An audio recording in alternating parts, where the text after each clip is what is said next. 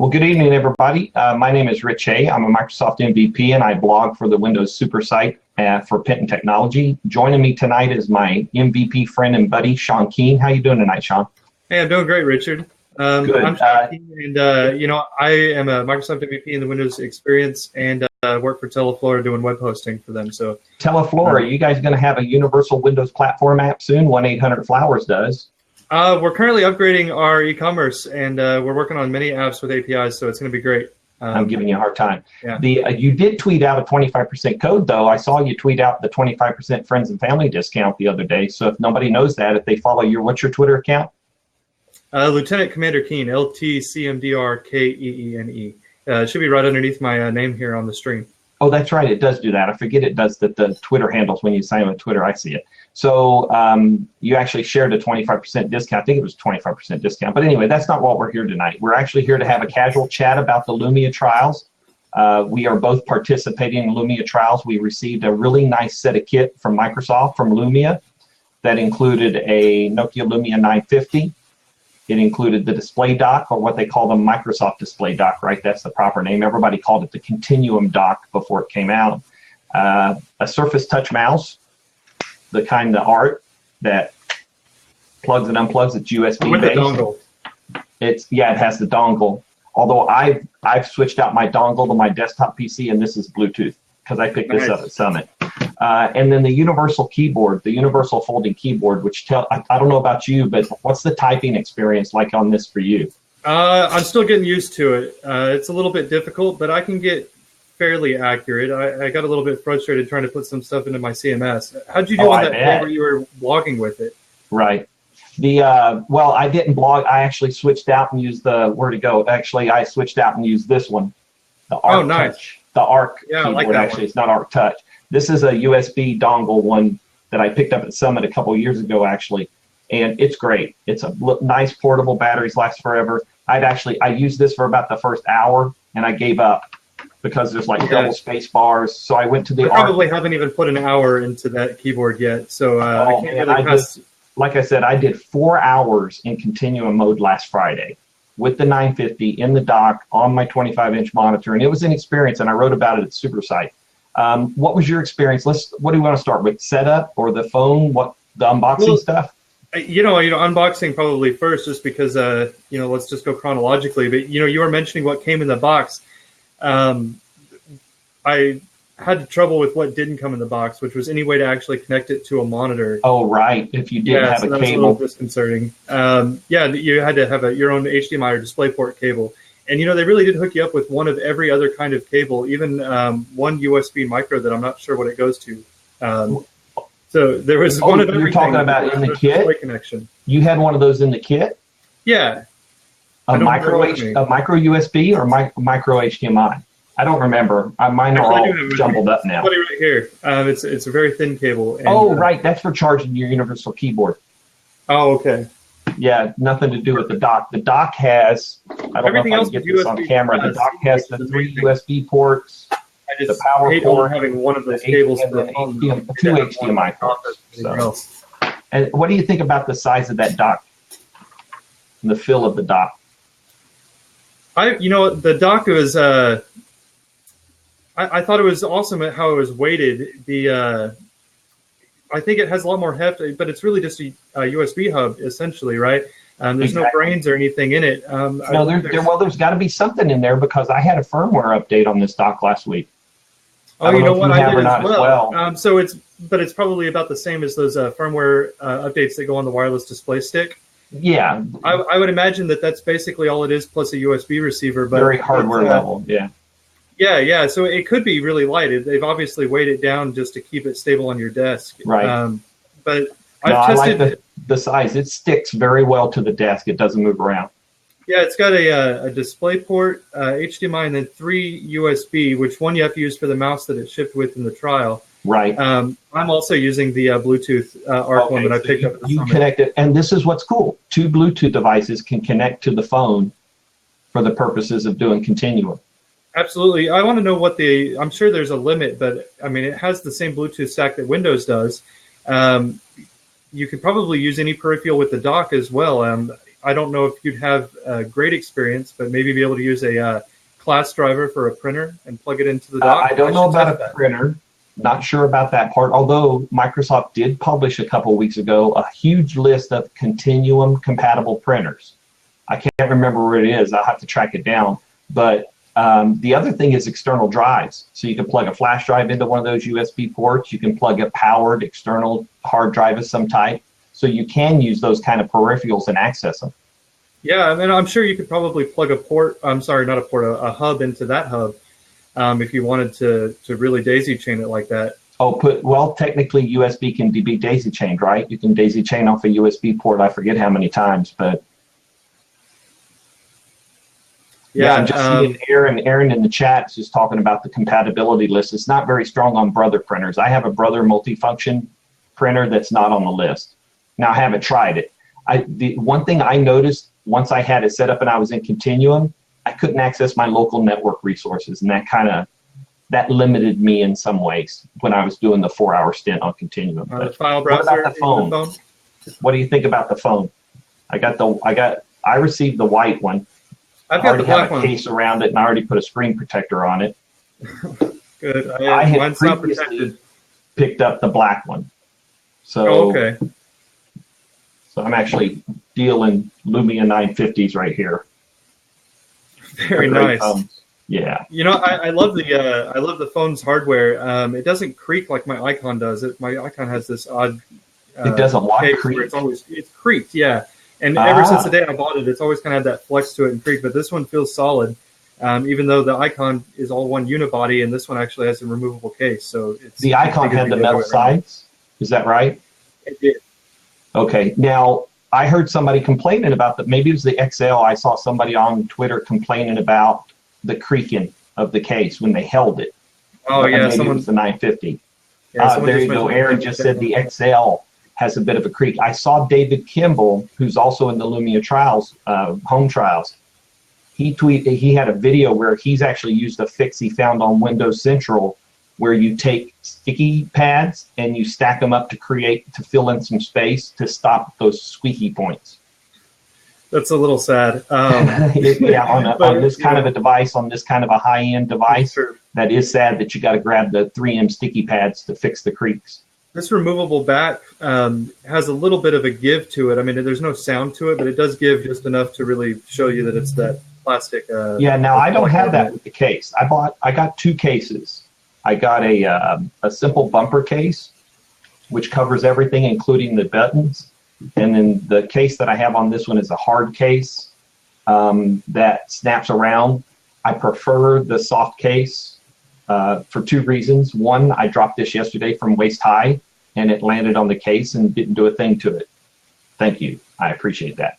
Then this one has actually got some sharp edges. So it's got some sharp edges down here on the bottom, along the sides where the cutouts are for the buttons. And it's when you're holding it in your hand like we typically do, it starts to irritate down at the bottom. So in hindsight, the soft bumper case is better. And I don't know about you, but I've never been a fan of those kind of wallet cases where you have a flap and all that kind of stuff. That's too much work to get to your phone. I'm using it too much. But, I never use a case or a bumper. I do use a screen protector. But I like the way the phone feels. Anything compared to the Icon isn't going to feel like a brick. Right. And this phone is just so light. It must weigh half as much as the Icon. I looked it up. It's only 11% less, but I thought it was half as much. It just feels so feather light. It's unreal how light they are. And, people complained about the build quality or the look of it. The internal specs is what makes this a flagship phone. The outside might not look like much. Yeah, it's nice. I mean, the edges are tapered just enough. And like I said, anything doesn't feel like a brick compared to the Icon. But this one actually, even though it's a larger phone, and I really would prefer a smaller phone. In fact, after I'm done trialing this, I may get someone a little smaller if any manufacturer makes anything like that anymore. A smaller what? A smaller phone, like a 5-inch instead of a 5. Well, this is 5.2. It's not that bad. I had the 1520, 6 inches, huge for me. Then I had the LG G4, which was 5.5, which I like that size a lot. But I thought 5.2 would seem a lot smaller, and it's not. It's really a nice screen and nice screen real estate. Yeah.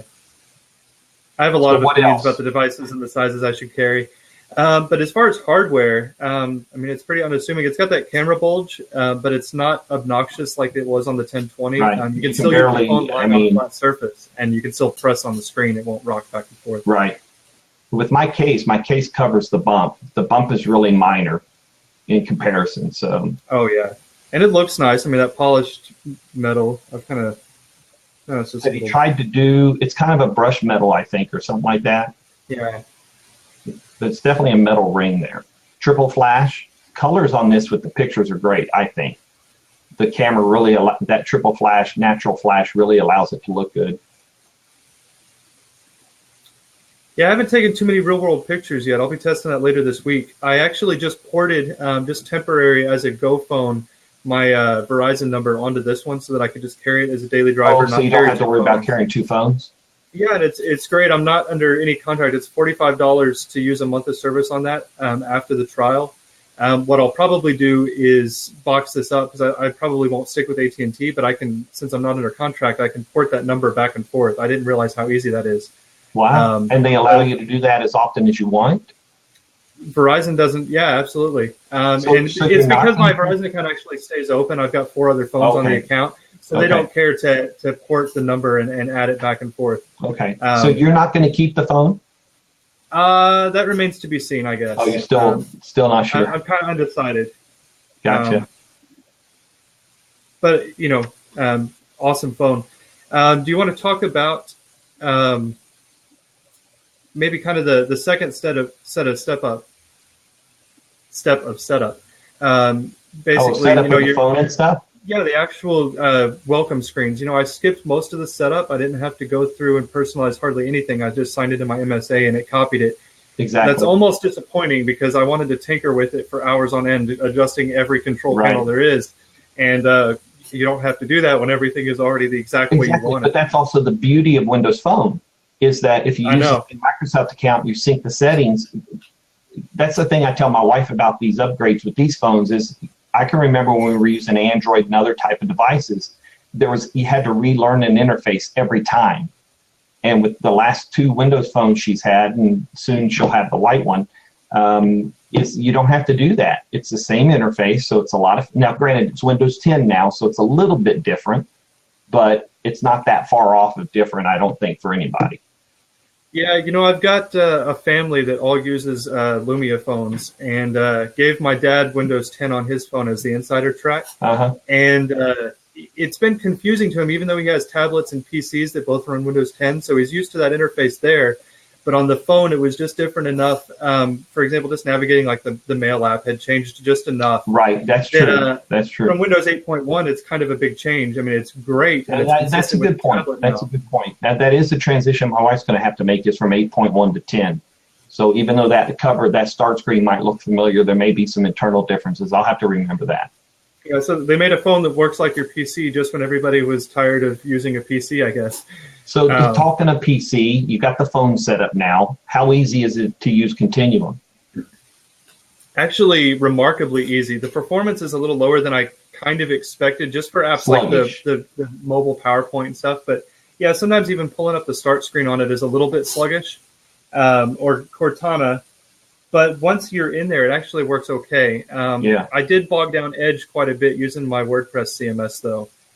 Just in general. Yeah, I was using our CMS at Penton, and I tried to go into, we have 2 modes. We got rich edit mode, and we've got text edit mode. I tried to go into text edit mode to remove some extraneous characters that I knew were in there, and they weren't showing up in the interface. So I assume that was a difference between even though the Edge goes full screen, I'm assuming that's just a difference in the capability between that and the desktop version of Edge. What I was impressed with, that all I had to do is once I had the dock set up, is I just plugged the cable into the bottom of the phone, and I see you're running Edge in the screen behind you, or Continuum. But all I had to do was plug the USB-C cable in, and it automatically went into Continuum mode. I think the first time it asked me, do you want to go wireless or do you want to go wired, or something like that. But that was it. Yeah, I think the first time it did ask me to adjust like the margins around the TV safe area. I remember doing that. Yep. Yeah, it did that the first time I tried it, and it never did it again on other TVs. So it didn't. I guess it's in the options. Gotcha. Speaking of the options on the phone, when you're in the Continuum app itself, I noticed. Let's see if this is still a problem. If you go to the menu and say Meet Continuum, it the video. That's the video, right? So now it's redirecting to a web page. For some reason yesterday I was getting a 404, and it may have been just my Wi-Fi or something was odd. Okay. Yeah, so that was like a snag, but I guess it's fine. I've noticed that like personalized display doesn't match the Continuum background that you choose for your phone. Have you noticed that, or have you tried to change? No, I didn't mess with any of that when I was doing the 4 hours on Continuum last Friday. So what you're saying is that if you have a background selected for your screen background, so what you normally see under the start screen you're talking about, right? So like a wallpaper. That same wallpaper does not translate to what I started labeling it the external monitor in Continuum. Yeah, the external monitor, and that's really what it is. So you're just getting that Windows 10 back. So I put my phone wallpaper on like this mountain sample image. But the desktop Continuum view shows you that standard Windows 10 logo thing they created. Yeah, and so I assume that it might be changed like independently, but when you're in the Continuum app, if you tap like the three-dot menu and then say personalized display, it brings you back to the settings app to the same place. So is there an option in there to choose the second display while you're connected? Oh, you know what? It's just further down the list. There you go. Okay, so you can change the wallpaper on that. Yep, Aaron just confirmed that in the chat that there is an option in Continuum. If you click personalize and it just dumps you to that same screen you're already familiar with, and you're like, oh, well, I've already set it, and how do I not? You got to, so it's at the bottom of that list. Bar. Give me some credit. Okay, very cool. Yeah, there is no indication you've got more off the screen, though, in the phone, is there? Yeah, I didn't realize that.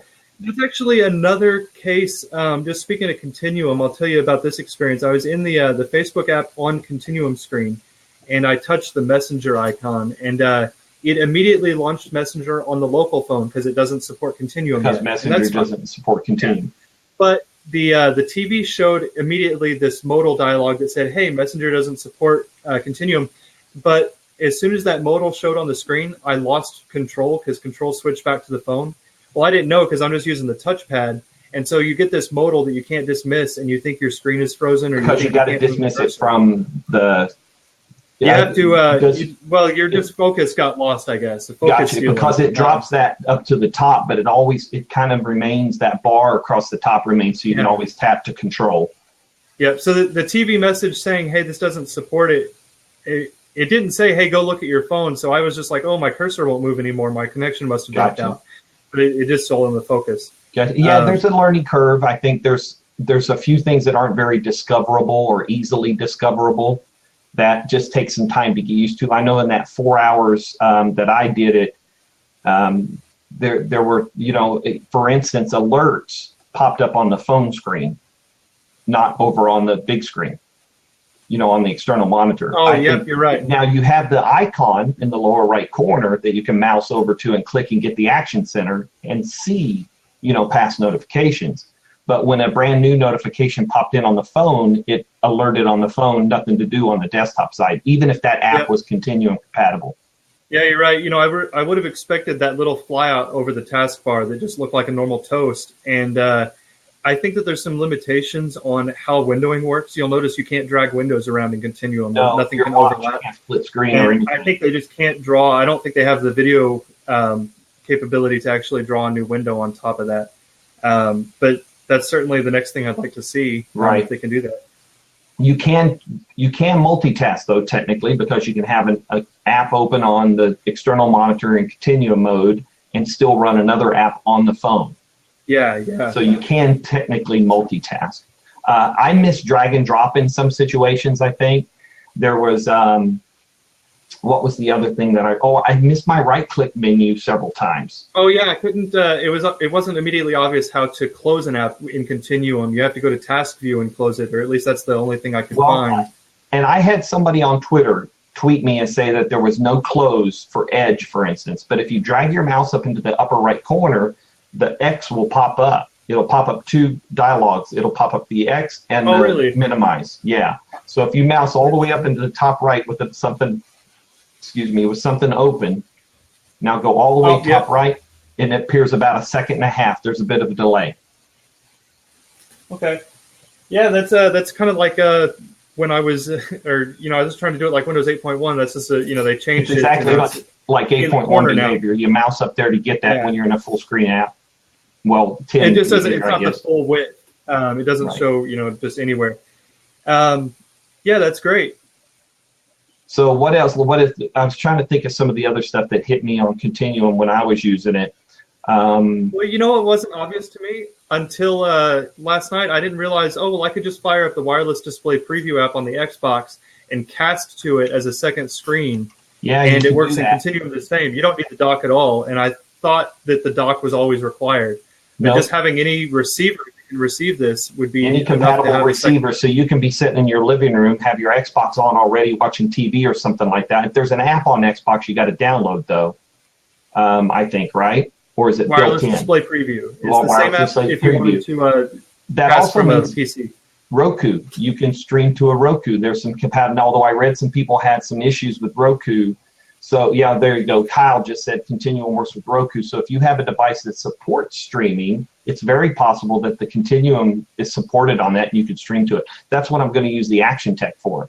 Same concept. And Action Tech, was built, and it's called the Continuum Edition. Well, let me get That's interesting.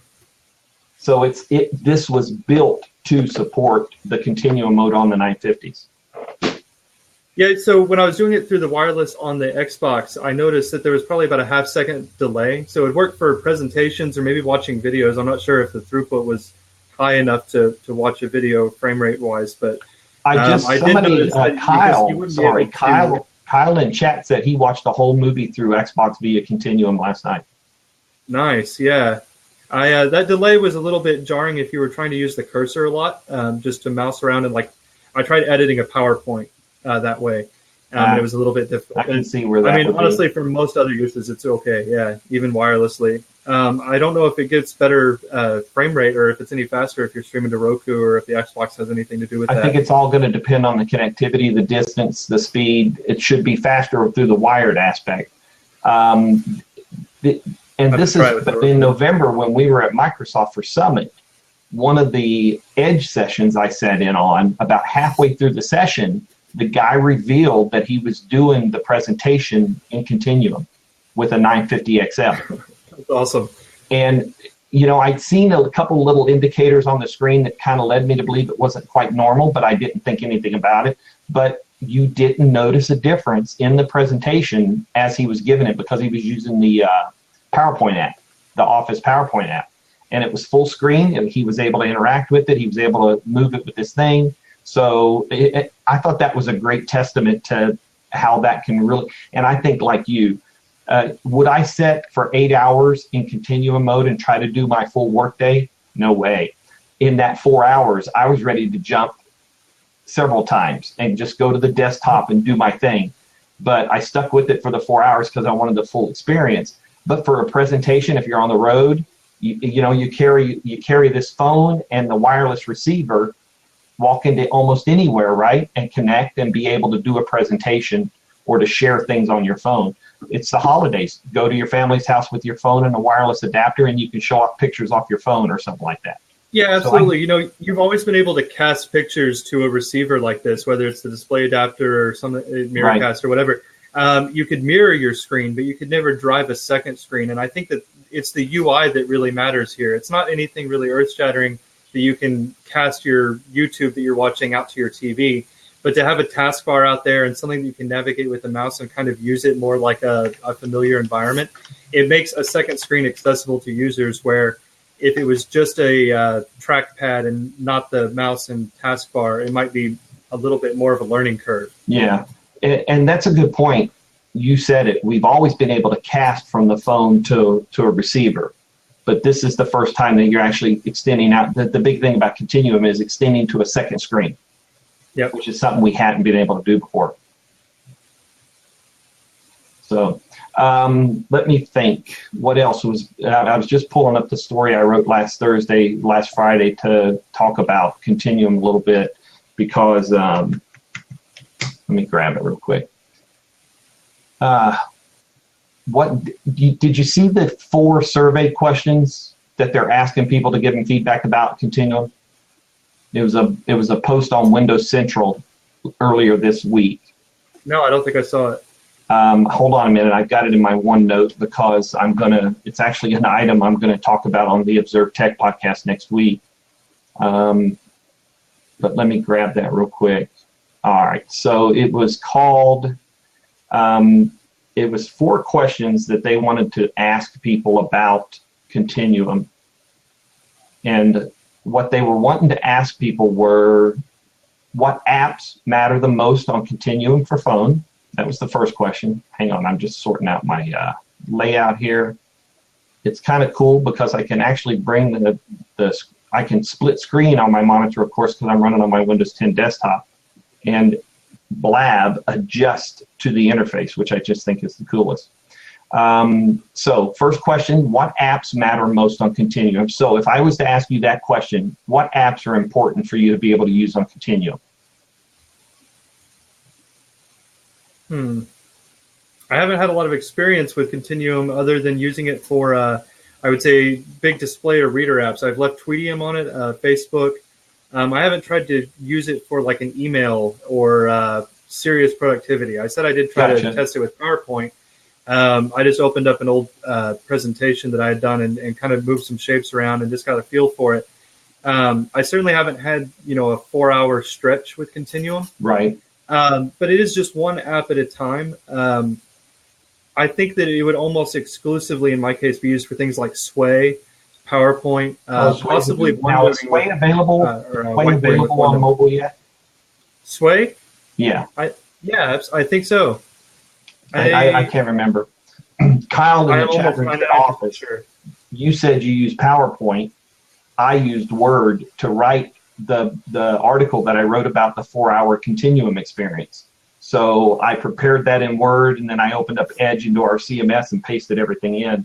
Let me, I don't know if I even have Sway installed. I don't think I installed it because I don't use it. But I just searched the store for Sway, and it didn't come up. Yeah, so I don't know if Sway is got a mobile equivalent yet. So Sway is just web only. I really thought they must have a beta for iOS or something. I guess I think they do have a beta, just as cross-platform Microsoft. They're getting their products onto other platforms before we get it on the Windows side, but it'll come to us eventually. But you got a good point. I never tried Edge and tried to go to the Sway website to see if you could build a Sway. You know what I mean, or if it will display. So that might be a test to do at some point. I believe that it will work okay. I think that I heard somebody use Sway to take notes. I don't know why they wouldn't use OneNote, but somebody was taking notes on their phone with Sway. Mm-hmm. I guess that would work. Aaron in chat just said that Sway works very well with Edge on the mobile. So there you go. I was actually able to use my fantasy football. I tracked my fantasy football stats this weekend on Edge mobile on my phone. So that worked. I'd never been able to make that work on previous versions. If I have a web page open on my phone, can I push that out to the second screen? You can if you go to the second screen and you open Edge, it should transfer it over. All right, so I'll control the Dell monitor. Try. And go to open Edge, and it should close on your phone. Yeah, so that I thought that was cool about Edge is that because I was actually trying. Friday morning was a launch of or a return of some guys from orbit on ISS. So I was watching NASA TV while I was working. I could not, of course, if that tab goes in the background, it stops talking and stops streaming. So I was a little frustrated with that. But Sway, whatever you have open on one device, if you open Edge, if you open Edge on either or device, it switches. It can't run on both. So that's kind of cool. That's easy to move between platforms if you want to, or screens. Yeah, I actually wish that running apps had a button on the taskbar on the second screen, so I could just click Edge there because it was running. Apps that are running on the external monitor will be on the taskbar. I'm saying everything that's in the the back entry on the to make them easily. So that's a good point of feedback, though, is that Windows has an option any Continuum compatible app. Say that again. Windows does have the option for PC to show all running apps on other taskbar. Right. So they may bring that control panel, but you'll notice that that option is in the legacy taskbar options. I don't think you can set that in the modern UI. I might need to go check. I can't remember specifically. I'd have to go look. But you have a good point, is that why not have the capability to have all those icons show up on the external monitor, and if you click them, if it's a Continuum compatible app, it will move over to the larger screen, to the external screen. That's a nice piece of feedback, actually. All right, the second question they asked, how would you use remote desktop with Continuum? Now, there's been some rumors these first couple days of this week that remote desktop Continuum compatible is coming out soon, some point. Now, I don't do a lot of remote desktop stuff. Do you? I do quite a bit. My company uses a remote access Citrix receiver, and I use that all the time. And it would be amazing to be able to plug into a monitor and use any remote desktop. And basically, then you're accessing a remote server somewhere, and you get full capability. And all you need is a good data connection and your phone with Exactly. you. And really, you're just driving that second screen. It would be amazing. I think like I said, the rumors are there that the remote desktop app is coming. It's going to be Continuum compatible. Now, I test those things so I can remote into desktops right here in my same room that I'm in my work room. But I think for a lot of folks, that could be a very attractive option, to have remote desktop protocol available in a Continuum app and be able to duplicate that full screen experience. But you're right, you got to have a good data connection, and it'll be interesting to see that happen. The third question. I think that would be amazing. Imagine handing an on-call phone to a technician and saying, okay, well, this is your phone, but also you can use it to remote into the office if you need to. That's amazing. I mean, so you don't have to worry about them connecting via VPN. You don't have to worry about them connecting from a home computer, although most of your techs you would think will have great home computers, well maintained. But think about it. A phone, it's very much a sandbox environment. It's got remote desktop app on it. They just plug in, connect, and are able to remote into the server or whatever. Aaron in chat just said they use remote desktop with the RDP gateway to manage all their PCs.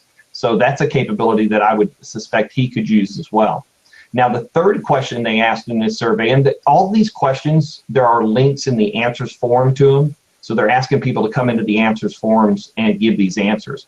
But the third one is, what PC features matter most on Continuum? I think we've mentioned one, and that is the taskbar reflects all the currently running apps. And you can caveat that and say compatible, Continuum compatible apps. That way, you're just one mouse click away from pulling it up on that monitor, on that second screen.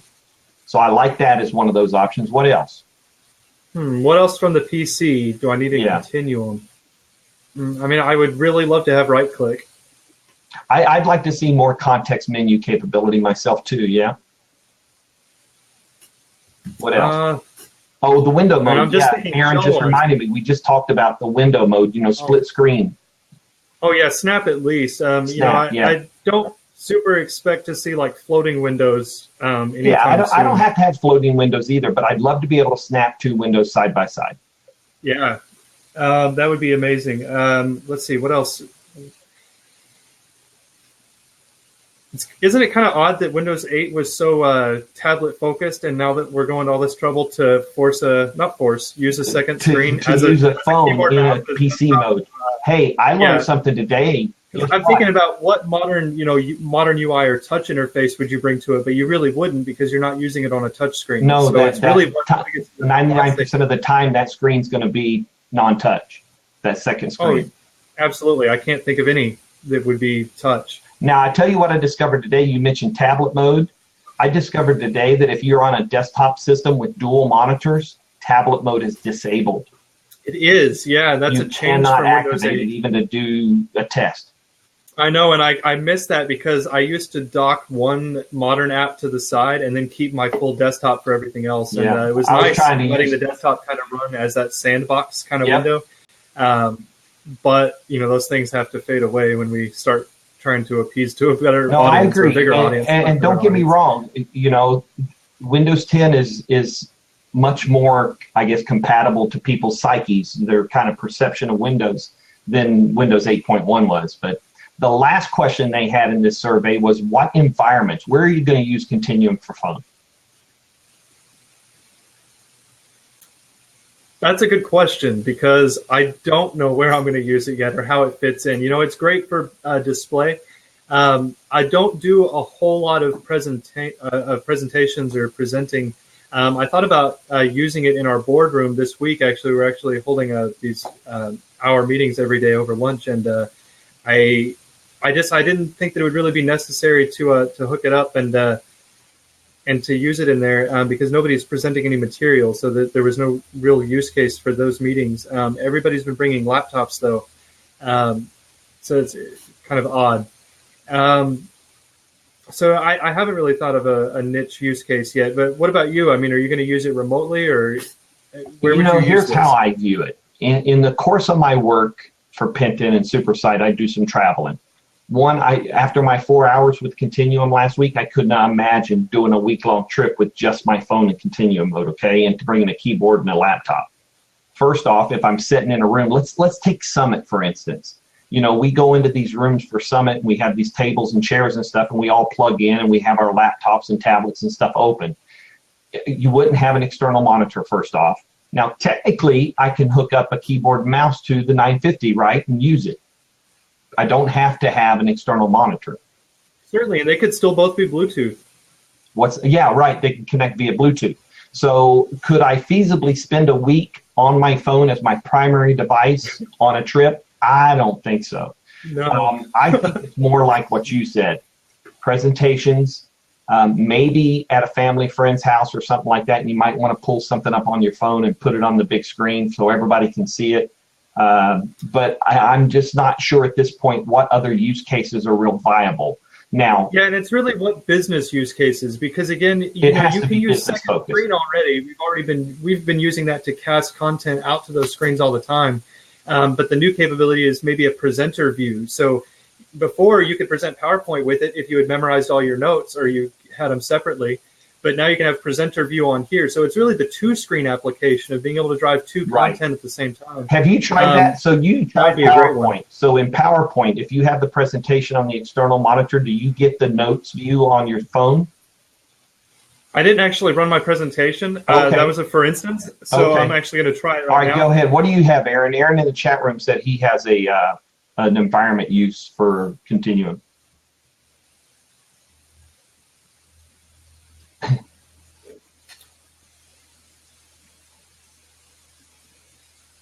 Oh, okay, yeah, that makes sense. What Aaron is saying in chat is Aunt uses her phone 98% of the time, but she still has a desktop PC, it looks like, just to do Word, to do their church bulletin. So for her, it's a real budget case. She wouldn't need that third device. She could use the phone for normal phone use like she does 98% of the time. And then for that other 2%, when she's editing the church bulletin, she could plug into Continuum. Monitors are inexpensive to pick up these days, and she could pick up and be on her phone, and she could edit it right there on the screen. So yeah, that's a valid use case especially for people who don't need full-size desktops or don't need powerhouses. I don't know how I'd live without my dual monitors these days. I survive on single monitors when I'm recording my podcast, and and that kind of thing. But I just my normal day-to-day productivity is very much tied to being dual screen. So what did you find out, Sean? So I wish that I gave more presentations, because that's amazing. So you have your notes on the phone. Oh, man, look at that. You get your notes that you can expand and collapse to read your notes. Up at the top, you can actually draw onto that thumbnail, and it shows up on the screen? Yeah, so click like that.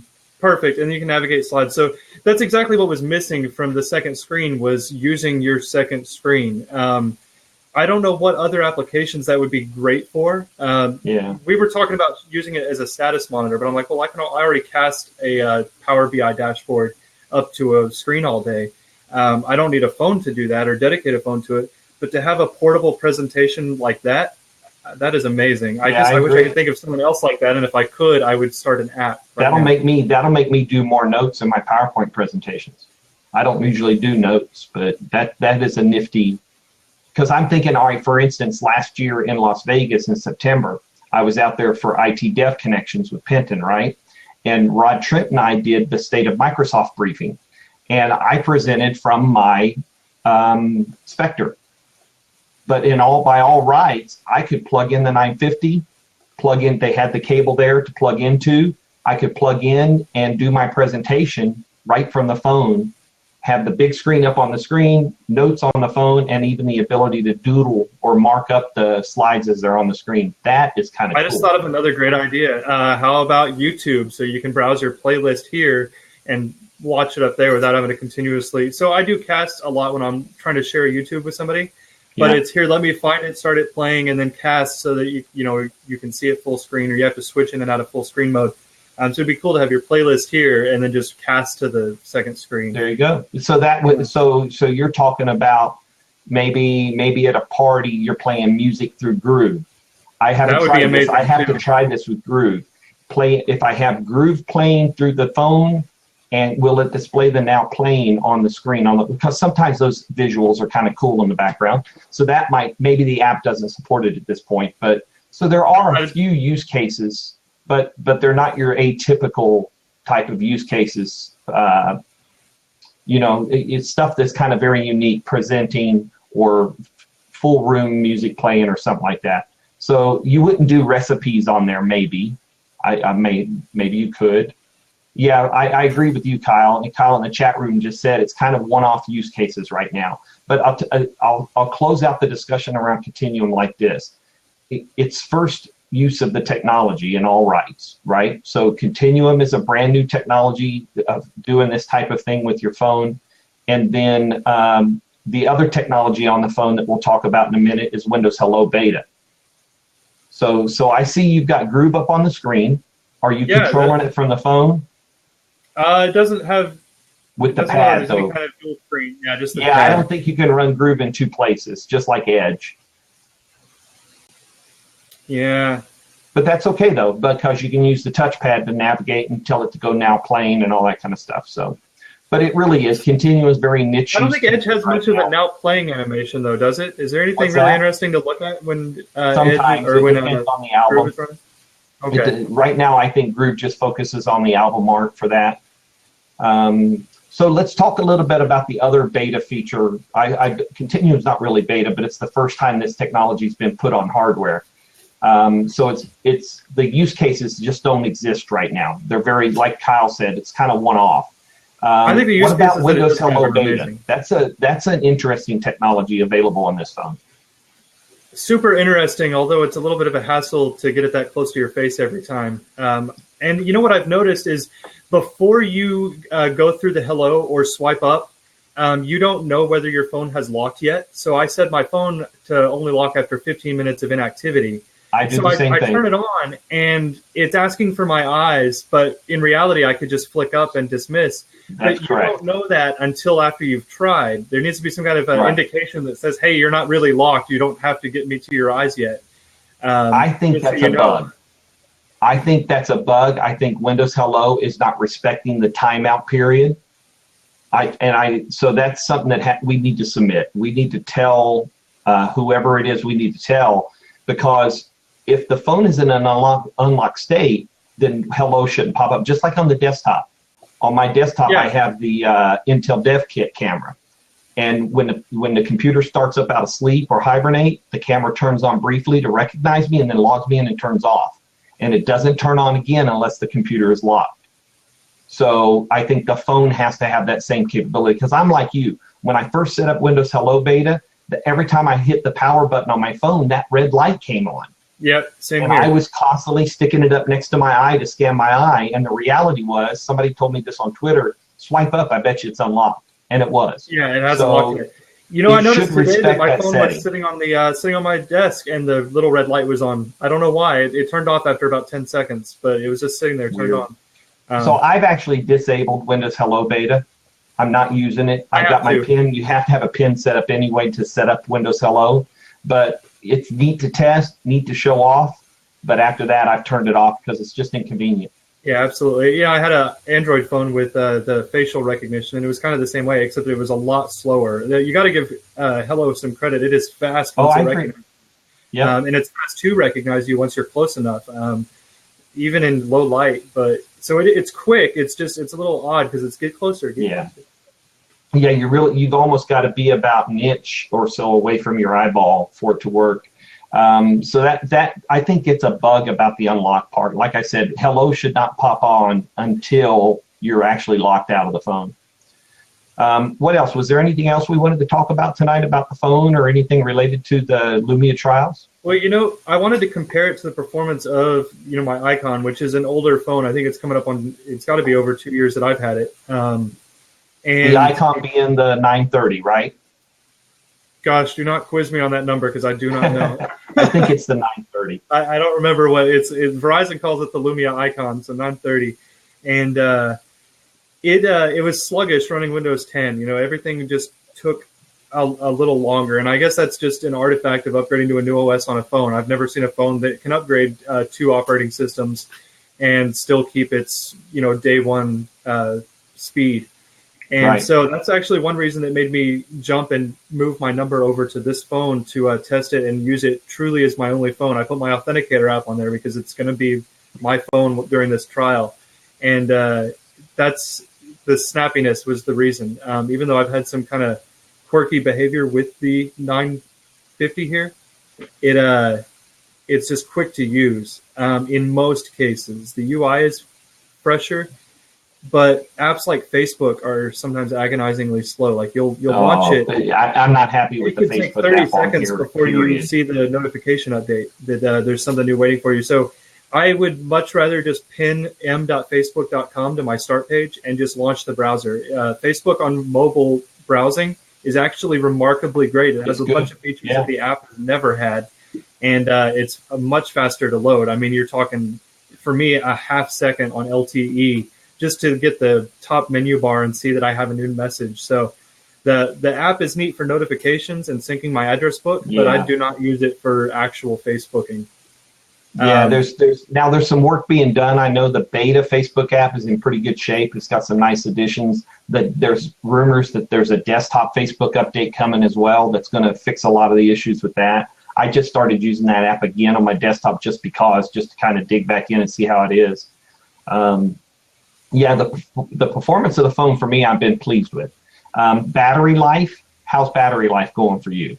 I don't think this thing has gotten too low, probably not lower than about 30% since I've had it. I haven't used it extensively. Today was the first day that I brought it to work, used it as my phone for the day. And I have a wireless charging pad at work, so it stayed on that when it was when I wasn't at meetings. And so it was Let always me ask you this, was it the same wireless charging you've used for other phones? Same that I'm using for my Icon. Okay, so did it seem to you typically don't get fast charging when you do wireless charging, but did it get hot? Fast. No, it didn't, but my Icon has been getting hot when charging, super hot when charging on Windows 10. I'm not sure why, but that was a new problem the Icon developed. Gotcha. But on this one, it gets a little warm when charging, but it didn't get hot. Not a little bit warm, just like it does when you plug it into the wall. So I bought a couple of wireless chargers to test, and they got extremely hot. I returned them within 2 days because it was making the phone hot and the pad was hot. Maybe it was just the quality of the wireless charging or something like that. For me, battery-wise, I probably end up plugging this phone in once every 24 to 36 hours, depending on the usage. Fast charging, I love. I love the fact that I can plug this thing in a half an hour. It's probably added 30 or 40% of a charge. Yeah, that's one reason why mine's barely dropped is because most of the day it takes 10 minutes for it to top off and it's back to 90% or 100%. So I haven't seen the battery really drop. Maybe I shouldn't plug it in tonight and just see how long it lasts. There you go. I will sometimes leave mine unplugged on my nightstand. I use it for an alarm. But and I sync my band with it all the time. So I have Bluetooth turned on, so the band is constantly talking to it. I leave Bluetooth on all the time. I leave Wi-Fi on all the time. So I leave Wi-Fi on all the time. Although when you leave your house, Wi-Fi will turn off. But so mine turns on near my favorite places. So when I get to work, it fires back up and connects there. It's amazing. I love that. I love the geofencing features that are there. You had a little bit of a problem with Cortana today, remembering or knowing your home address. I did. That was really odd. I tried last night, and then I tried again all day today until I messaged you. I just said, hey Cortana, remind me when I get home to, text Richard about our podcast. And she said, okay, well, I need to know where is home first. And when you tap that, it takes you to your favorite places. And the first one listed is my home address with the little house icon. She knows it, right? Yeah, she knows it. It's synced from my Microsoft account, so I had never input it on this phone. But for some reason, just adding it and or deleting it and adding it again didn't work. I had to remove all of my favorite places. There was like 30, because when we went to Ireland in September, I had loaded up every tourist place. And the only clearing it out completely got it to finally take my home address when she asked. Gotcha. I don't know what that was about. Yeah, I didn't have anything entered in mine. I told you on Twitter or Skype, whichever one it was, but I prompted her to remind me of something at home. She said, oh, I need to know where that is. I gave her the address, and so I had to go back in and ask her to set it up, because when you add the address, it doesn't continue the process. You have to back out and start the request over. But she got it and did it. So I wish she would cache your last message you asked, or show a history, or even in that specific example, just for the user experience, don't make them repeat themselves or start over. Right. Yeah, because it just went away. And so I had to actually reactivate. I had to push on the search thing and tell her and ask her for the request again. So here's another thing that I had noticed, just bouncing around here. But, since the settings app is the same as the setting apps on the PC, it has some options that you normally wouldn't find on a phone. Like, you've always been able to adjust font size on Windows Phone, but now it has an actual DPI adjustment. And the default DPI is 400%, but you can go as low as 300 on this pixel density. Right. And I took some screenshots and tweeted out what it looks like at, I think it was 300, just for comparison. A lot of apps, though, surprisingly, even Cortana, don't scale when you do that. The content cards inside Cortana remain the smaller size. That has frustrated me that's an issue overall, I think, in a lot of places. Even 8 had scaling issues. And I didn't mess with that when I was doing Continuum, because I didn't want to jack something up. But I'm with you. I haven't tried to change resolution of my external display. I might try that. I didn't mess with it. It came up in a great resolution, and there's no right-click change resolution either on the external monitor. Yeah. You'd have to change it physically on the hardware. Well, so the not resolution, I guess, the DPI scaling. I don't know if you can adjust it separately for the external or not. But like you said, some things don't convert. Some things don't honor that setting. So on my Spectre, for instance, I guess don't know the taskbar toolbar can be hidden. Because it's a software version. Yeah, it stays visible in those apps, and I thought that these XAML layouts were at least responsive enough to move that far. It will. I didn't realize that they could be hard-coded Some that way. apps will hide that. Some apps will hide that bar, and you have to swipe it back up. It all depends on the app. Sometimes it will stay persistent, sometimes it doesn't. So let me think. There was something that just popped in my head about the whole setup and all that kind of stuff, but I don't remember it now. All in all, it's a nice phone. I really do like the phone. I think I'm going to be happy with it. Performance-wise, capability-wise, it'll be interesting to see what other challenges we're going to do with the Lumia trials. Right? I think 3 days a week they send us something. Today it was Cortana, to try Cortana. And Cortana works on the phone like she does on the desktop, which is kind of neat. And when I was using the LG G4, she did the same things on the phone for me. Cortana picked up a different style, but I think this is in Windows 10 and not just from Windows 8.1, where it had the black list instead of the wider card. Right. I don't really mind either way. I've noticed she's gotten a lot better about picking up tracking shipments that are found in my email. Too. Yeah, much better. I think she's found everything I've bought from even obscure retailers, and I know it depends on certain tags in the email. But I was having trouble with that before, and now that's awesome. No, mine get picked up very regularly. I wish I could translate that to my package tracker app. I wish I could tell her to share that with the package tracker app automatically.